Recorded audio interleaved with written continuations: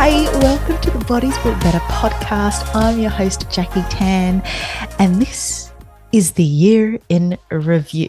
Yes, I thought I'd do a reflection of this season's episodes and everything that I've learned, because if you've listened to the last couple of episodes, you'll know that I'm all about self-awareness and reflection, and they've been a big part of, or a big theme of, the last few episodes, and so they're super important. So I hope you are doing a reflection of 2022 and hopefully looking at all the things that you have achieved and things that you can celebrate this year as we come to the close of 2022.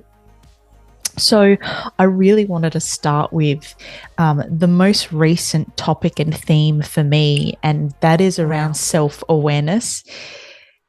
This has been such a huge turning point for me in getting to know myself and those around me, and understanding, accepting myself and others through understanding personality types. It's just been such a massive eye-opener and probably the most profound study and work that I'm in the process of doing and learning. And so firstly, I'm so glad that I came across this work through my beautiful friend, Sarah, who I spoke to in episode 87. So for those of you who are interested in learning more about personality typing and getting to understand you, if you dare to go there, definitely check out this episode and look into personality theory and typing, because it's changed my mind, my life, and the way I go about doing things. And if something can have that much of an effect on you for the better, then why wouldn't you do it? So, I mean, again, that's just my opinion, but if we dive a little bit deeper into this personality typing, I mean, the way I perceive information and how I use that to make decisions, and how others perceive information and make decisions, can be so completely different. And yes, I am aware that whilst we all understand that on a superficial level, the deeper aspects and understanding of this really does empower you with the knowledge to firstly understand yourself, how the cognitive functions influence the way you think, the way you feel, your strongest functions and the functions that need developing, and how your experiences and conditioning will also play a role in how that function presents, and I guess how the healthy versions and unhealthy versions of your personality manifest. And we'll go deeper into that in a moment. But once you understand yourself and all the nuances that form you as a person, you are then better able to communicate with others, form deeper and more meaningful relationships, understand and accept others for who they are and what they need to make decisions that's true to them. And you will have a deeper appreciation for just how different we all are and how that fits in this world. It truly is the most empowering work I've ever done and ever come across.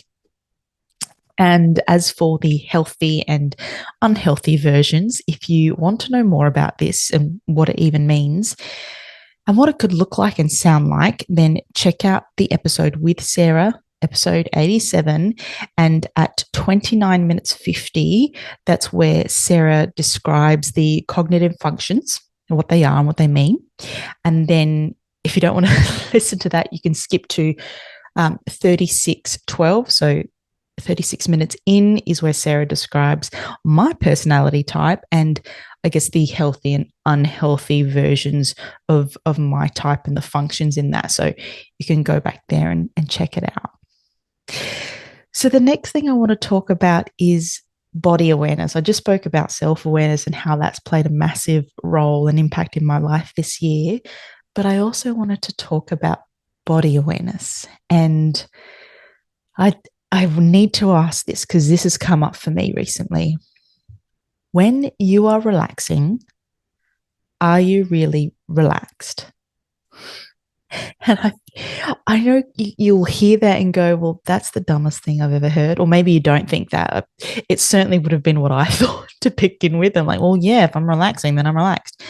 But in my experience, I'll be, for example, watching Netflix or reading and notice that my breathing is shallow or I'm holding my breath, or I'll notice I'm scrunching my face, my eyebrows are knitted together, or my lips are pursed. Or the one that I've noticed the most is my belly is tight. And I remember doing many of Kit Laughlin's stretch therapy courses. And if you don't know who Kit Laughlin is and you want to get more into stretch therapy or stretching at least, I did an interview with him back in season 1. I'm pretty sure it's either episode 3 or 4. He's incredible.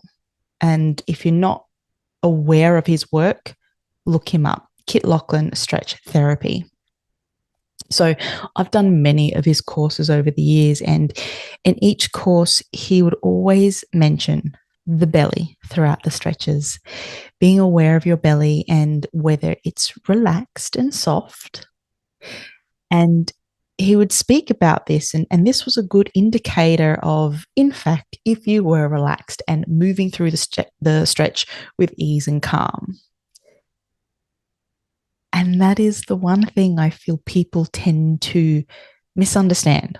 And while stretching can be loaded and it can be uncomfortable, I mean, especially if you're really tight, then yeah, there's discomfort. But if you're not able to perform a stretch, a basic stretch, relax and get into or switch over into the parasympathetic nervous system, then there really isn't a point to the stretch. And the reason being is that if you're not able to calm the nervous system down, the response or the message that you're sending to your brain is that you're not safe. And if you're not safe, the brain's not letting go and you won't relax. And that is key to stretching. And of course, there are different types of stretches depending on your goal and intention. Yes, there are different ways to stretch, but if you're using stretching to release tension and calm the nervous system, I mean, it's a beautiful way to do that. Stretching can be utilized and can be such a power play in how we incorporate that into our training or our daily routine. And you know, the one thing for me that really stood out is the belly and becoming aware of what that's doing. Because if it is tight and locked up, it generally means that you're not relaxing and you're certainly not going to be sending those safety signals to the brain. And that has forever changed the way I check in with myself. I always come back to the belly.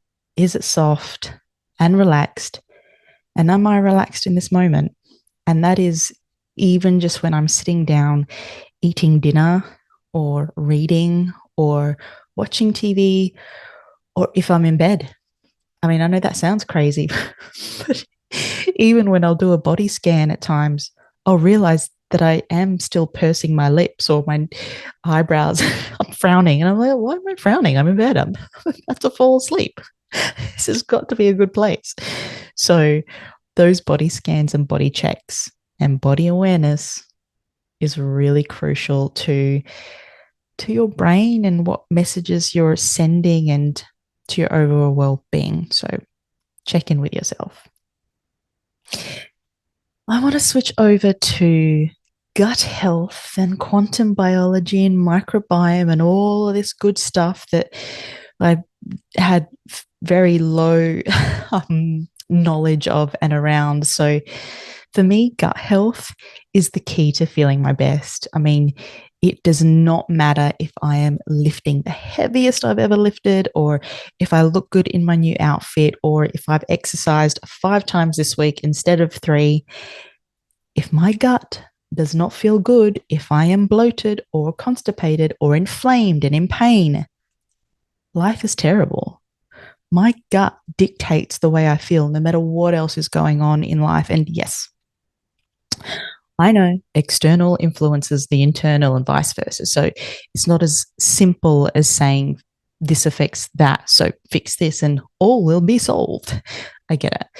We are delicate and intricate human beings. And even though we are strong and resilient and have the power to do incredible things and heal ourselves, the gut has such a huge impact on our health and immunity. And I had such incredible conversations this season with Dr. Heather Zwicky around the gut microbiome and how it is influenced by not only what we eat, but also our environment, what we use topically from body and face creams to deodorant and shampoos. And then my conversation with naturopath Kirsty King was fantastic because she really was able to break down quite a lot of things in terms of diet, the little changes that we can make that are super easy and sustainable. And, things like if you're someone who eats a microwave frozen meal, then no judgment here, but instead of heating it in the microwave in the packet that it comes into, empty that into a microwave safe bowl first and then heat it. So really simple things like that, making those changes can have a really positive impact. And she also spoke about colon hydrotherapy and enemas, which I think is not spoken about enough. And I think that's a little unusual because I think there can be really effective ways of clearing our systems and giving ourselves a restart, so to speak. There have been a few times since our chat that I have used the enema because, as I said before, I was dealing with or have been dealing with the gut pain for a little while and bloating, and it was incredible. Within 45, I think it was 45 minutes, I can't remember exactly, but when I used the enema, the bloating and the pain was gone instantly, and there was so much relief. So that has really helped me, and it's definitely going to be a part of my gut health routine where I can do a monthly reset, depending on how I feel, of course, and depending on how this Christmas holiday season goes, how much I eat. But yeah, enemas is not something that I had ever considered, but chatting with Kirsty has changed all that, and experiencing it changed all that. I just feel like it's such a really easy way to relieve the gut of the symptoms that you might be experiencing. And no way am I saying that that's going to heal and fix you, but I think it's certainly a great way to incorporate a healthy option into your routine. So if you are interested and you want to know more about that, then check out episode 83 with Kirsty King. Or if you're simply interested in just purchasing the enema kit, then contact Kirsty at the Gut Recovery Center and you can grab yours. It's such a smart and healthy investment if you're someone who suffers from gut discomfort. And that's not a joke either, enemas, but if enemas aren't your thing, it's a little bit out of your comfort zone, then there are so many very easy and practical ways to improve your health,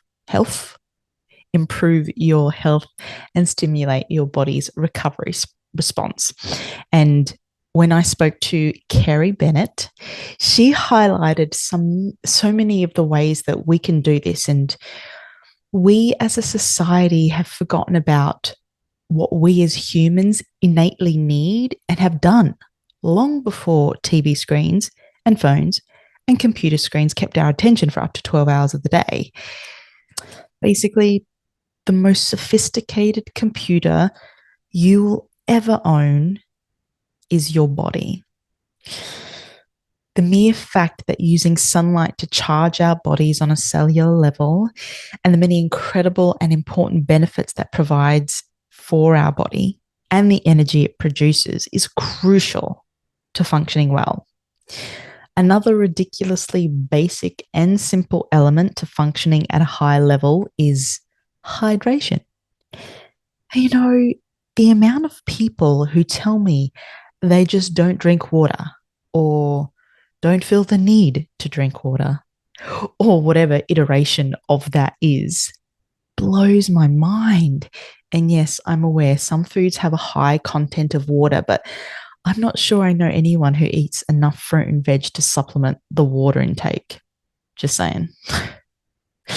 So check out episode 82 with Kerry Bennett if you want a deep dive into how sunlight and the different rays of light can impact your health and how water is crucial, a very crucial part of our health.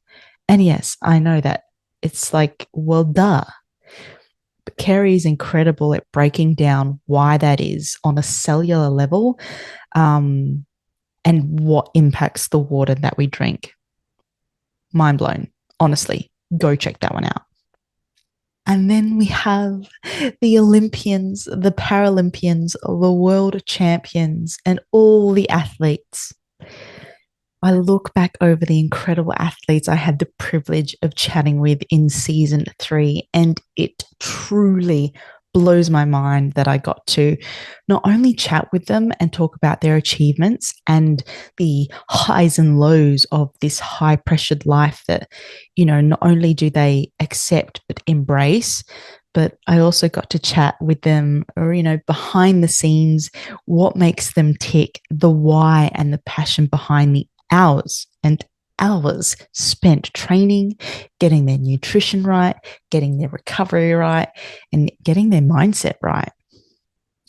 I have learned and continue to learn and be inspired by what makes these incredible people tick and how they keep disciplined and their desire strong to keep getting better and better. To me, they are superhuman. And I am someone who grew up watching pretty much every sport on TV. And I played so many sports growing up. And, having been a dancer for many years and someone who has also trained long hours to keep my body strong and mobile, I have such a passion for working with and helping athletes, hence my line of work.